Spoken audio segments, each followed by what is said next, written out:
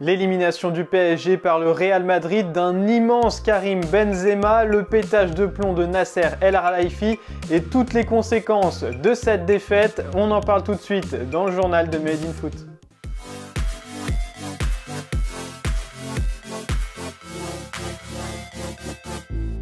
C'est le choc à Paris ce jeudi matin, le PSG a été éliminé de la Ligue des Champions par le Real Madrid après un nouveau scénario catastrophe.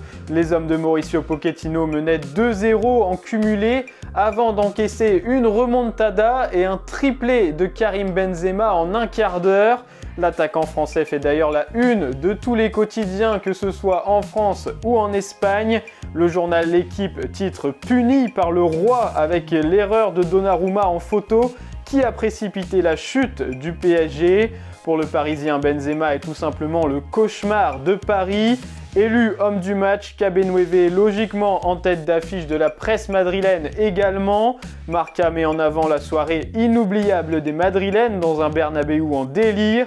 Du côté de AS, on affirme que Madrid est un autre monde après cette nuit historique. Enfin, Sport quotidien barcelonais angle évidemment sur Léo Messi dans cette nuit noire pour l'ancienne star du Barça.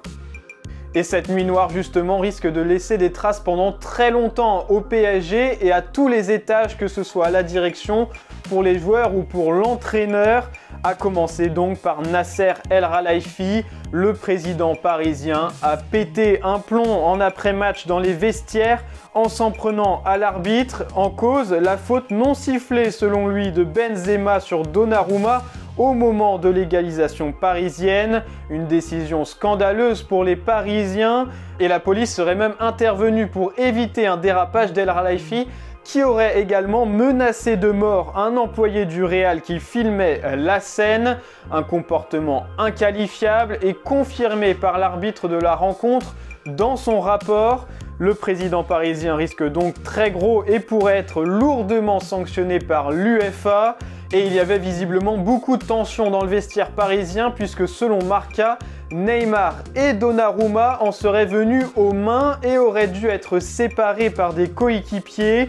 Le Brésilien reprochant à l'Italien sa boulette sur l'égalisation et inversement Donnarumma reprochant à Neymar sa perte de balle sur le deuxième but. Dans le prochain jour, le PSG va déjà devoir faire baisser la tension et retrouver un peu de calme, mais les conséquences sur le long terme pourraient être très importantes, à commencer par l'avenir de Kylian Mbappé évidemment. Après cette démonstration de force du Real Madrid et ce nouvel échec du PSG, difficile d'imaginer le phénomène de 23 ans prolonger son contrat. Tout porte à croire qu'il rejoindra la capitale espagnole l'été prochain. L'avenir de Lionel Messi est également au cœur des interrogations. La presse argentine se pose des questions alors qu'il est sous contrat jusqu'en 2023. Après la défaite, Léo Messi s'est rendu comme souvent à Barcelone, là où il a ses habitudes, pour y passer la soirée. Enfin, Mauricio Pochettino, lui aussi, ne risque pas de s'éterniser du côté de Paris. Déjà annoncé sur le départ et notamment du côté de Manchester United, le coach argentin risque de ne pas survivre à ce nouvel échec. Depuis son arrivée, le PSG a perdu le championnat la saison dernière ainsi que la Coupe de France et le Trophée des Champions cette année et surtout n'a pas réussi à remporter la Ligue des Champions. Une chose est sûre, cette soirée du 9 mars risque de marquer un tournant dans l'histoire du PSG.